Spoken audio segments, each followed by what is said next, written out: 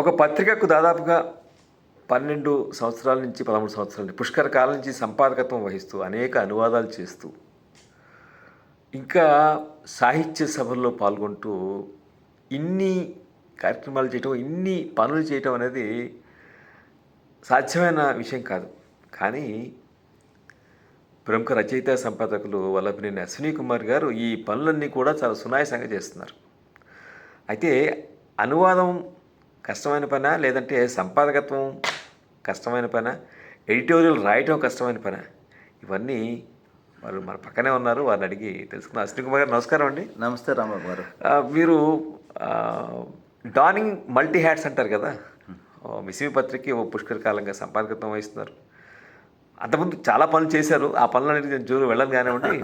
So మీరు సంపాదకత్వం వహిస్తూనే Charlie Chaplin తీసుకొచ్చారు, Byron చేశారు, షెల్లీ అనువాదం చేశారు, కీట్స్ చేశారు.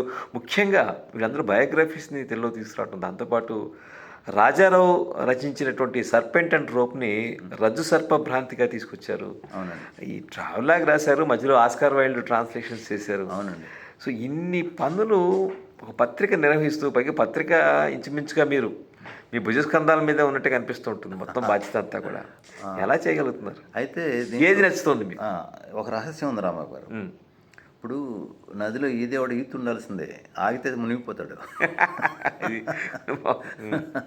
అట్లా ఇప్పుడు ఒక వ్యాపకంలో ఉన్నప్పుడు ఖచ్చితంగా అదే మనం 24 గంటలు నాకు అదే ఆలోచన ఉంటుంది. ఒక నెల పత్రిక తీసుకురావాలంటే అదొక పరీక్ష నాకు. అట్లా ప్రతి నెల ఒక పరీక్ష రాస్తుంటా. పరీక్ష రాయాలంటే ప్రిపేర్ అవ్వాలి కదా. శ్రోత స్పందనే మీ మార్కులు. అంటే మనం పాస్ మార్కులు తీసుకోవాలి కదా. ఎట్లయినా ఎవరు వేస్తారు? పాఠకులు వేస్తారు. ఆ పాఠకులు పాస్ మార్కులు వేయాలంటే ఒక రకంగా రావాయి. ఇదేమి MIT NIT కాదు. అందులో క్వశ్చన్ పేపర్ మనం వేసుకుంటాం, ఆన్సర్లు మనమే రాస్తాం. ఈ రెండింటిని, ఈ క్వశ్చన్ని అప్రూవ్ చేయాలి వాళ్ళు, ఆన్సర్ని అప్రూవ్ చేయాలి.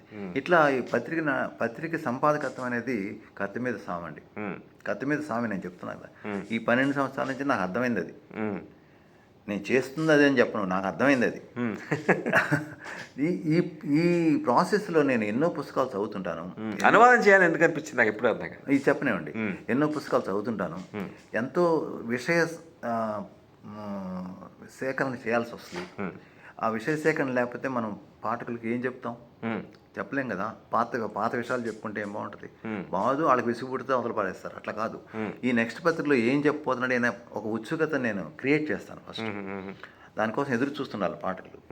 అట్లా నేను చాలా ఎవెన్యూస్ నుంచి నేను విషయం సేకరించి వాళ్ళకి అనుకూలంగా ఇస్తుంటాను, వాళ్ళు చదవటానికి అనుకూలంగా ఇస్తుంటాను అనమాట. అదొక పద్ధతి.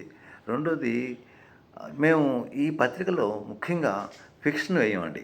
అంటే కథలు వేయం, కవిత్వం వేయం, రాజకీయాలు వేయం, ఏమండి సినిమా వేయం. ఇంకేముంది వేయటానికి? చెప్పండి. మిగతా పత్రికలు నువ్వే వేస్తాయి కదా. మేము ఏమి వేయకుండా ఏమి వేయాలి?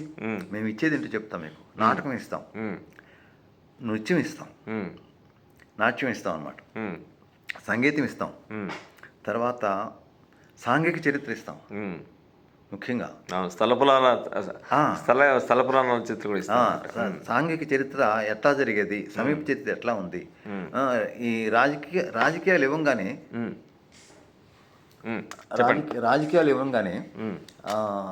దాని ఎఫెక్ట్ ఎట్లా ఉంటుంది చెప్తామండి. రాజకీయాల ఎఫెక్ట్ మన రోజువారీ జీవితంలో ఎట్లా ఉంటుందో మేము ఏదో రకంగా చెప్తాం. నా డైరీలో కానీ, ఎడిటోర్లో కానీ, ఇంకో రకంగా. ఇవన్నీ చేయటం కొంచెం కష్టమే. ఇవన్నీ చేస్తూ కూడా నేను ఎన్నో పుస్తకాలు రాశాను, కథలు రాశాను, కవిత్వం రాస్తాను. పారిజాతం కథల సంపుటి తీసుకొచ్చారు మీరు. రెండు దూర తీరాలు ట్రావెలాగ్ తీసుకొచ్చాను. తర్వాత వీటితో పాటు చాలా ట్రాన్స్లేషన్ చేశానండి. ట్రాన్స్లేషన్ ఎందుకు చేశానంటే, ఒక అంటే షెల్లీ లాంటి కవి ఉన్నాడు, చెప్తాను. అంటే ట్రాన్స్లేషన్ గురించి మాట చెప్పాలి. మీరు సృజనాత్మక రచయిత అయ్యింది కూడా అనువాదాల వైపు మొగ్గు చూసారు అనేది. అవును, అది చేయటానికి ఒక బలమైన కారణం చెప్తా. ఇప్పుడు షెల్లీ ఉన్నాడు, షెల్లీ కవిత్వం మనం చదివాం. అంటే మన తరం చదివాం. ఇప్పుడు తరం చదువుతున్నారు లేదు నాకు తెలీదు. తర్వాత షెల్లీ ద్వారా ఇన్స్పైర్ అయ్యి దేవులపల్లి కృష్ణశాస్త్రి గారు చాలా పోయిటరీ రాశాడు. Right. అది రొమాంటిసిజానికి వాళ్ళు ఆద్యులు అనమాట. షెల్లీ, బైరన్, కీట్స్ ఒక కొత్త తరాన్ని వాళ్ళు మొదలుపెట్టారు. రొమాంటిసిజం అంటే ప్రేమ కవిత్వం కాదు, అనుభవ కవిత్వం. వాళ్ళు అనుభవించింది చెప్పారు. అంతకుముందు నేచర్ గురించి చెప్పేవాళ్ళు. వర్డ్స్ వర్త్ వీళ్ళందరూ కూడా నేచర్ గురించి పోయిటరీ రాసేవాళ్ళు. వీళ్ళు ఏం చేశారంటే తమ అనుభవాన్ని చెప్పారు. అదే అనుభూతి కవిత్వం అయింది రొమాంటిసిజం అంటే. అనుభూతి కవిత్వానికి ఆద్యులు బైరన్, షెల్లీ, కీట్స్ అండి. దేవులపల్లి కృష్ణశాస్త్రి గారు షెల్లీని తీసుకుని ఆయన ఇన్స్పైర్ అయ్యి ఆయన రాశాడు. ఇవి షెల్లీ జీవితం ఎవరికి తెలియదు. ఆయన ఎక్కడ పుట్టాడు, ఎట్లా బ్రతికాడు, ఏం చేశాడో ఎవరికి తెలియదు. అది నేను చేసే ఆ పని. తెలుగు పాఠకులకు షెల్లీ జీవితం తెలియాలి కంపల్సరీగా అని చేస్తే అద్భుతంగా వచ్చింది ఆ పుస్తకం. ఆయన జీవితంలో ఎన్నో రహస్యాలు ఉన్నాయి, మనకు తెలియని విషయాలు ఉన్నాయి. రహస్యాలని అంటే మనకు తెలియని విషయాలు చాలా ఉన్నాయి. ఎంత రాడికల్ పర్సన్ అంటే యాంత్రికను వ్యతిరేకించాడు. అసలు యాంత్రికను వద్దన్నాడు, మనం నాశనం అయిపోతామని చెప్పాడు. ఎప్పుడు 200 సంవత్సరాల కిందట. ఇవాళ కాదు. మనం ఏమయ్యాం చివరికి చెప్పండి, అది వదిలేయండి, ఆ డిస్కషన్కి వెళ్ళండి. అట్లాగే ఆయనకి సమకాలీకుడు బైరన్ మామూలు వ్యక్తే, కానీ తర్వాత లార్డ్షిప్ వస్తుంది. అది వంశపారంపర్యం. లార్డ్షిప్ ఒకళ్ళు ఇస్తే వచ్చేది కాదండి, వంశపారంపర్యంగా రావాలి. ఆయన లార్డ్ అవుతాడు. ఆయన లార్డ్ అయ్యి అద్భుతమైన కవిత్వం రాశాడు. చిన్నప్పటి నుంచి రాశాడు కవిత్వం. వాళ్ళు ప్రయాణాలండి, షెల్లీ, బైరన్ చేసిన ప్రయాణాలు మామూలు ప్రయాణాలు కాదు. మామూలు గుర్రబగ్గిల్లో దేశాలను తిరిగారు, యూరోప్ అంతా తిరిగారు. సాధ్యం కాదు అసలు. వేరే ట్రాన్స్పోర్ట్ ఏం లేదు, గుర్రబగ్గిలో తిరిగారు. నేల మీద తిరిగారంటే గుర్రపు ఎక్కటమే, లేకపోతే సముద్రం అయితే పడవ ఎక్కటం. రెండేనండి, ఇంకేమి లేవు. గుర్రం అన్నా లేకపోతే సముద్రం అన్నా పడవన్నా. అట్లా ఎన్నో దేశాలు తిరిగారు వాళ్ళు. మామూలుగా ఏమండి లండన్ నుంచి వెనీస్ వెళ్ళటం ఎంత కష్టం మీరు చూడండి మ్యాప్లో. ఆయన గుర్రం మీద వెళ్ళాడు, బగ్గీలో వెళ్ళాడు, నడుచుకుంటూ వెళ్ళాడు. ఎవరు బైరన్ అనే మనిషి. రూములో తిరిగాడు, నడిచి తిరగటమే మామూలు విషయం కాదు. మనం అంటాం ఇక్కడ శంకరాచార్య కేరళ నుంచి కాశ్మీర్ ఎట్ వెళ్ళాడు, జీవించిన 32 సంవత్సరాలు 2 సార్లు ఎట్టాడు. నిజంగా అది మనకు మిరకెళ్ళే. మానవ మాత్రం అయితే చేయలేరు ఆ పని. అట్లాగే వీళ్ళు కూడా ఎంతో ఒక దేశాన్ని మీద కోపంతో వెళ్ళిపోయారండి. ఇంగ్లాండ్ దేశం మీద కోపంతో బైరన్ వెళ్ళేటప్పుడు, పడవ ఎక్కేటప్పుడు కాళ్ళు ఇట్టు దులిపేస్తాడు, ఈ మట్టి కూడా నాకు వద్దని. ఎవరు చేయగలరండి ఆ పని చెప్పండి? అట్లాంటి జీవితం మనకు చెప్పాలి కదా పాఠకులకి. అంటే ఒక రెబల్గా జీవించారంట. యాంత్రీకరణ వద్దన్నారు, ఈ రాజ్యం వద్దన్నారు, ఈ సంఘం తప్పన్నారు. ఎవరు చెప్పలేరు ఆ విషయాన్ని. మన కవులు ఎవరు చెప్పరు. వాళ్ళు గోళాదాలు పాడుతుంటారు. వాళ్ళు అంత గట్టిగా చెప్పి జీవించారు అట్లా. వాళ్ళ జీవితం మన పాఠకులు తెలియాలని చెప్పి నేను చేశాను. చాలా కష్టం అది చేయటం. కీట్స్ కూడా చేశారు కదా. కీట్స్ కూడా చేశారు. కీట్స్ ఎంత ఆయన బ్రతికిందే 25 ఏళ్ళు అండి. 25 ఏళ్ళు ఆయన రాసింది 5-6 ఏళ్ళు రాశాడు అంతే. వీళ్ళు ముగ్గురు కలిసి 100 ఏళ్ళు కూడా బతకలేదు సార్. అది కూడా ఆశ్చర్యమే. ముగ్గురు కలిసి 100 ఏళ్ళు బతకలా. అట్లాంటి ఎంత పొయిటరీ రాశారు, ఎంత జీవితం వాళ్ళది. ఇవన్నీ మన పాఠకులు తెలియాలని చెప్పి నేను చేశాను. ప్రయత్నం కూడా మీదే, ఇంకెవరు చేయలేదు. ఎవరు చేయలేదు. వాళ్ళ ముగ్గురు చేసిన ఘనత నాదే. తర్వాత ఆస్కార్ వైల్డ్ మళ్ళీ 100 సంవత్సరాల తర్వాత ఆస్కార్ వైల్డ్ వచ్చాడు వీళ్ళ తర్వాత. ఆస్కార్ వైల్డ్ మామూలు వాడు కదండి, మామూలు రచయిత కాదు. అతను టోటల్గా అప్పుడు ఉన్న సమాజానికి 50 ఏళ్ళు ముందు పుట్టాడు. అప్పుడున్న సమాజానికి 50 సంవత్సరాలు ముందు పుట్టాడు. సమాజాన్ని పరిహసిస్తూ ఉండేవాడు. ఎప్పుడు సమాజాన్ని ఏతాళి చేస్తుండేవాడు. ఏంటిది ఇది లైఫా, ఇది ఈ రకంగా బట్టలు వేసి తిరగాల, ఈ రకంగా పెళ్లి చేసుకోవాలా, ఇవన్నీ కూడా వాళ్ళకి రిబెల్సే. అప్పుడుకున్న సమాజానికి వాళ్ళు ఎదురు తిరగడమే. అట్లాంటి వ్యక్తిని భరించలేక వాళ్ళు, ముఖ్యంగా జ్యుడిషియరీ అసూయతో అతను జైల్లో పెట్టారు. అతని మీద కేసే లేదు. ఆ కేసు లేకుండా ఉన్న వ్యక్తిని తీసుకొచ్చి జైలు 2 సంవత్సరాలు జైలు విధించారు. దాంతో అతను చాలా మానసికంగా శారీరకంగా దెబ్బతిని ప్యారిస్ వెళ్ళిపోతాడు. అక్కడ 45 ఏళ్ళకి చనిపోయాడు. ఇలా ఒక రకంగా సమాజం చేసిన హత్యది. అంత మేధావి, ఆస్కార్ వైల్డ్ అంత మేధావండి. అట్లాంటి వ్యక్తిని చంపేశారు. ఇట్లా వీళ్ళందరి జీవితం తెలియాలని చెప్పి నేను తెలుగు పాటలకు చెప్పానండి. ఈ తర్వాత నేను ఇంకొక పుస్తకం తీసుకున్నాను. రాజారావు, మన తెలుగు కన్నడ బోర్డర్లో ఉన్న రాజారావు, ఉస్మానియా చదువుకున్నాడు. ఉస్మానియా స్కాలర్షిప్తో ప్యారిస్ వెళ్ళాడు, ఫ్రాన్స్ వెళ్ళాడు. అక్కడ యూనివర్సిటీలో చదివాడు. అక్కడ చదువుతూ ఒక ఫ్రెంచ్ అతను పెళ్లి చేసుకున్నాడు. ఆ తర్వాత వాళ్ళకు వచ్చిన ఇబ్బందులతో విడిపోయి మళ్ళీ వెనక్కి వస్తాడు.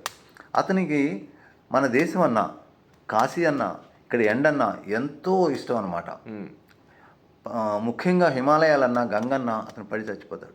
ఇవన్నీ అతని రచనలో ఉన్నాయి. ఇది కూడా మన పాఠకులకు పరిచయం చేయాలని చెప్పి అతని జీవితాన్ని చెప్పిన రజ్జు సర్ప భ్రాంతి అతను రాసిన ఇంగ్లీష్లో రాసింది ఏంటంటే సర్పెంట్ అండ్ రోప్ అని రాశాడు. అంటే ఆటోబయోగ్రఫికల్ నవలా అది? అంతే.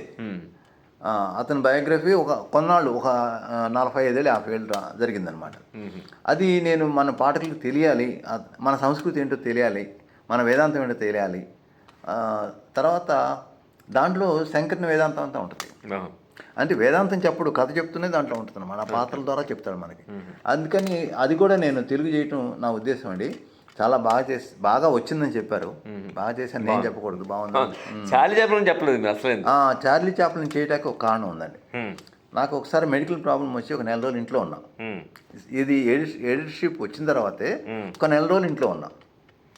ఆ నెల రోజులు ఏం చేయాలి నాకు అర్థం కాల. నా దగ్గర చార్లీ చాప్లిన్ పుస్తకం అప్పటికే ఉంది, అది 2-3 సార్లు చదివాను. చదివి అండర్లైన్ చేయడం, నోట్స్ రాసుకోవడం ఉంది. ఆ నోట్స్ నేను ఒక వ్యాసంగా మిస్మికి అంత ముందే రాశాను, నేను రాకముందే రాశాను. అప్పుడు నా మిత్రులు ఏమన్నారంటే మొత్తం చేయొచ్చు కదా పుస్తకం అని. ఎవరు ఇంతవరకు తెలుగులో చేయలేదు దాన్ని. మొత్తం చేయొచ్చు కదంటే నేను కూర్చుని నెల రోజుల్లో అది 36 చాప్టర్లు చేసేసానండి. ఒక 30 రోజుల్లో 36 చాప్టర్లు చేసిన తర్వాత మళ్ళీ ఆఫీస్కి వెళ్ళి దాన్ని డిటిపి చేసి మళ్ళీ చేసి ఒక 3 నెలలు దాన్ని డెకరేట్ చేశాను. 30 రోజుల్లో రాసింది 3 months డెకరేట్ చేసాం. చేస్తే ఒక నెల రోజుల్లో 1000 కాపీలు అమ్ముడిపోయినాయి. ఒక నెల రోజులు తర్వాత 2000 కాపీలు 3 నెలలు అమ్ముడిపోయినాయి. ఇప్పటికి 10,000 కాపీలు పైన అది అమ్ముడిపోయినాయండి. అదే దాన్ని నా గొప్పతనం కాదు, అది చార్లీ చాప్లిన్ చాలా పాపులర్ ఆల్ ఏజెస్కి. అతని పాపులారిటీ నేను ఒక రకంగా జీవితాన్ని చూస్తే ఏమనిపిస్తుంది, చాలా అద్భుతమైన జీవితం అండి. ఏమి తింటాక లేనాడు, టీ తాగటాక కూడా లేనాడు, అంత పేదరికంలో ఉన్నాడు. అంత సంపద మళ్ళీ కూడగట్టుకుని మళ్ళీ అదంతా దాదాపు వదిలేసి ఇంగ్లాండ్ వచ్చాడు. అతను 40 ఏళ్ళు అమెరికాలో ఉండి సిటిజన్షిప్ తీసుకోవాలా, ఇంగ్లాండ్ పాస్పోర్ట్ ఉంచుకున్నాడు. వాళ్ళు అడుగుతారు, నువ్వు ఇక్కడ ఉంటున్నావు కదా 40 ఏళ్ళ నుంచి, సిటిజన్షిప్ ఎందుకు తీసుకుంటే నేను ఇంగ్లాండ్ ఉన్నాను కదా అంటాడు. నేను తీసుకోవాల్సిన అవసరం ఉంది అంటాడు. అతను చివరికి తరిమేస్తారండి, అమెరికా నుంచి ట్యాక్స్ పీపుల్ తరిమేస్తారు. దొంగచాటుగా పారిపోతాడు షిప్లో, మళ్ళీ రాలా అమెరికా. ఎప్పుడు వచ్చాయంటే అతనికి ఆస్కార్ ఇచ్చారు, అది తీసుకుంటాకు వచ్చాడు. అది అంత గొప్ప వ్యక్తి. చార్లీ చాప్లిన్ చదివితే మనకి జీవితం అర్థమవుతుందండి. అలాగే మీరు చేసిన మరో అనువాదం సిద్ధార్థ చేశారు. రైట్. వీటన్నిటికంటే ముందు సిద్ధార్థ మొదటి అనువాదంగా చెప్పుకోవచ్చా? సిద్ధార్థ 105 పేజీలు అండి. ఇది 105 పేజీలు 15 రోజులు చేశాను. ముందు సగం చేసి వేగుంట మోహన్ ప్రసాద్ గారిని యార్లగడ్డ బాలగంధరాకి ఇచ్చా. ఏమంటే ఇది అనువాదం చేశాను చూడండి ఎట్లా ఉందంటే, వాళ్ళు ఎగిరి గంతేశారు, ఎంత బాగుంది, తొందరగా మిగతాది కూడా చేయి మేము చదువుతాం అన్నారు. వాళ్ళు అంతా బాగా ఇంగ్లీష్ చదువుకున్నారు కదా, మోహన్ ప్రసాద్ ఇంగ్లీష్ లెక్చరర్ అని. మిగతా మొత్తం చేసి బుక్ కింద వేసానండి. అది కూడా చాలా పాపులర్ అయింది. ఇప్పుడు 3-4 ఎడిషన్ చేశాను అది సిద్ధార్థ. అది కూడా పాపులర్ బుక్, ప్రపంచవ్యాప్తంగా ఇప్పుడు కూడా ఇంగ్లీష్లో అమ్ముతుంటారు దాన్ని సిద్ధార్థ. నేను సినిమా కింద వచ్చింది, నేను తెలుగులో చేసిన తర్వాత తెలుగులో చాలామంది తీసుకెళ్ళి ఉస్మానియా యూనివర్సిటీలోనే 1000 కాపీలు వెళ్ళినాయండి. ఉస్మానియా యూనివర్సిటీలోనే. సిద్ధార్థ ఆ ప్రత్యేకత ఏంటండి? ఇప్పుడు సిద్ధార్థ అనగానే బుద్ధుడి జీవితం అని చెప్పి అనుకుంటారు. కాదు, అది హెర్మన్ హెస్ జర్మన్ రాసిన ఒక మన ఇండియన్ ఫిలాసఫీ అండి. అది అతను బుద్ధుడు కాదు, బౌద్ధుని కలుస్తాడు. సిద్ధార్థ క్యారెక్టర్ బుద్ధుని కలుస్తాడు. సిద్ధార్థ అంటే బుద్ధుడు కాదు, అతను ఈ నవల్లో హీరో. మన అందరం అతనితో ఐడెంటిఫై అవ్వచ్చు. ఒక అన్వేషి, జీవితంలో ఒక అన్వేషి. అతను ఏం ఎదుగుతున్నాడో అతను తెలియదు, అతను ఏం కావాలో తెలియదు, కానీ అన్వేషణ చేస్తుంటాడు, చేసుకుంటూ వెళ్తాడు. అతని జీవితాన్ని అనుభవించి ఎప్పుడు అనుభవిస్తాడు? అరే ఈ అన్వేషణ చివరికి వచ్చేస్తే ఇక్కడ ఏం కనపడదు. ఇంకా సన్యాసులు కలుస్తాడు. బుద్ధుడిలాగానే అది కూడా బుద్ధుడి జీవితాన్ని ప్యారల్ అనుకోండి. అట్లాగే బుద్ధుడైతే అతను ఈ రకంగా వెళ్ళదు, కానీ ఇతను ఇంకో రకంగా ప్రయాణం చేసి జీవితాన్ని ఆటుపోట్లని చూసి మళ్ళీ వెనక్కి పడవ ప్రయాణంలో అతని జీవితాన్ని సార్థకం చేసుకుంటాడు. ఇది ప్రతి స్టూడెంట్ చదవాల్సిన పుస్తకం సిద్ధార్థ. ప్రతి స్టూడెంట్. నేనైతే టోటల్ ఐడెంటిఫికేషన్ నాకు. ఓకే. మీరు ఈ అనువాదాలు చేశారు, కవితలు రాశారు, కథలు రాశారు, ట్రావెలాగ్స్ రాశారు. మిమ్మల్ని బాగా ఆకట్టుకున్న ప్రక్రియ అంటే చెప్తారు? నా రచన అండి. ఓకే. అంటే మీరు పత్రిక రాసేటువంటి ఎడిటోరియల్స్ కానీ ఒక విషయం చెప్తాను, డైరీ కానీ. ఎడిటోరియల్స్ అంటే అప్పుడు జరిగే విషయం రాయటం అంటే సమకాలీన సంఘటనల మీద సంఘటనల మీద మనం ఇది చేయటం అన్ని డైలీలో ఆ ఎయిటోల్స్ ఉంటాయి. నా ఎయిటోల్స్ అట్లా ఉండవండి. అది యాక్చువల్గా అది ఎప్పుడు చదివినా మీకు రెలవెంట్గానే ఉండాలి. మంత్లీలో ఎయిటోర్లు ఎప్పుడు చదివినా రెలవెంట్గా ఉండాలి. అట్లా నేను జాగ్రత్త పడతా. ఓకే. అట్లాగే ఎయిటర్స్ డైరీని ఒకటి రాస్తాను నేను. ఎయిటర్స్ డైరీలో చాలా మందిని నేను మెన్షన్ చేస్తాను, నేను కలిసిన వాళ్ళందరినీ. ఎందుకంటే వాళ్ళందరినీ రికార్డ్ చేయాలి నేను, వాళ్ళు చేసిన పనులు, జరిగే పనులు, అది మంచి చెడు నేను చెప్తా దాంట్లో, తప్పనిసరిగా చెప్తా, వాళ్ళు ఏమనుకున్నా సరే. అది సో మీ రచన అని చెప్పి అన్నారు, మీకు ఏది ఇష్టం అంటే చాలా సంతోషం. ఒక క్వశ్చన్ చెప్తాను. ఇప్పుడు ఆగస్టు పత్రిక చూడండి, అది దాంట్లో నేను ఏమి చేయకుండా అనే ఒక రచన ఉంది. అవును, అది మీ ఎడిటర్. అది నా ఎడిటర్లో ఉండి ఎడిటర్స్ డైరీ ఏమన్నానండి, అది ఎప్పుడు చదివినా సరే మీకు రెలవెంట్గా ఉంటుంది. తర్వాత నేను అది 100 సార్లు చదివా నేనే, ఆ 2 పేజీలు ఒక 100 సార్లు చదివా, మళ్ళీ దాన్ని సరి చేయటానికి, ఎక్కడ సరిగ్గా లేదు ఇంకా యాడ్ చేయటానికి, తీసేయటానికి అంత నేను జాగ్రత్త పడతాను. ఎందుకంటే ఇది 10 మందిలోకి వెళ్తుంది, 10 కాలాల పాటు ఉండాలి అని. అందుకని ప్రతి రచన నేను సీరియస్గా తీసుకుంటాను. అంటే అక్షరాన్ని ఎప్పుడు కూడా చిత్రీపడుతూ ఉండాలంటారు. అంతే, రిఫైన్ చేస్తూ ఉండాలి. చాలా సీరియస్గా తీసుకుంటాను ఆ రచనని, అందుకని జాగ్రత్త పడతాను. బాగుందండి. అశ్విని కుమార్ గారు, ఒక పత్రిక సంపాదకులుగా బాధ్యతలు నిర్వహిస్తూ అనేక అనువాదాలు చేస్తున్న మీరు, ఈ ప్రయాణం మీది ఇలాగా సాగాలని కోరుకుంటూ, రాబోయే వర్క్స్ ఉంటే అన్న స్పెసిఫిక్గా ఉన్నాయా మీవి? ఉన్నాయండి, చెప్పండి. 3 పుస్తకాలు రాద్దామని కూర్చున్నాను. ఒకటి లీలా. ఆ లీలా ఎవరంటే లీలా నాయుడు, రామయ్య నాయుడు కూతురు. మన హిందీ సినిమాలో 2-3 యాక్ట్ చేసింది. కానీ she's very very she's larger than the screen. స్క్రీన్లో ఇమ్మలేకపోయింది. She's larger than the screen. Renoir దగ్గర పాఠాలు నేర్చుకుంటే కదా, నీకు పాఠాలు ఎందుకమ్మా అంటాడు. అట్లాగే ఓగ్ పత్రిక మీద వాళ్ళు కవర్ మీద వేస్తారు, she most beautiful world in women in the world అని. ఎన్ని సామాన్య విషయాలు కాదు. ఆమె జీవితం ఏమిటి, ఆమె సుఖపడింది ఏమిటి, ఆమె విషాదం ఏమిటి చెప్పదలుచుకున్నాను. ఓకే. అంటే ప్రతి సౌందర్యం వెనకాల చాలా విషాదం ఉంటుందండి, అది మనం గుర్తించేదొక మాట కూడా. చూసే సౌందర్యం వెనక చాలా విషాదం ఉంటుంది. చాలా విషాదం ఉంటుంది. ఆ విషాదం నేను చెప్పదలుచుకున్నా. ఇంకా మిగిలిన 2. ఇంకోటి ఏంటంటే, అది యాక్చువల్గా ఇప్పుడు రెలవెన్స్ కాదు నాకు తెలీదు. The first war of independence అని ఉంది మనకి, వినాయక్ దామోదర్ సవర్కర్ రాసింది. నేను కాలేజీలో ఉన్నప్పుడు ఫుట్పాత్ మీద కొని 5 రూపాయలకి 1000 పేజీల పుస్తకం చదివానండి. అది మామూలు పుస్తకం కాదు, చదివి నేను నిద్రపోలేకపోయా. అది ఇప్పటి నుంచో నన్ను హాంట్ చేస్తుంది. సో అది కూడా అది చేయాలని కూర్చున్నాను, కానీ ఇప్పుడు ఇది ఎంతవరకు రిలవెంట్, ఇది ఇంత పెద్ద వర్క్ చేయాలా ఇప్పుడు అని ఆలోచిస్తున్నా. ఓకే. అదే. రైట్. మూడో పుస్తకం నేను మర్చిపోయానండి.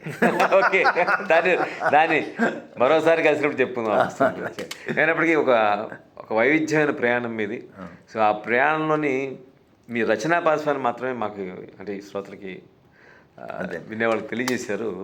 చాలా సంతోషం. అశ్విని కుమార్ గారు నమస్కారం అండి. నమస్తే రాంబాబు గారు, ఈ 4 మాటలు నాతో చెప్పించారు మన ఆకాశవాణి శ్రోతలకి.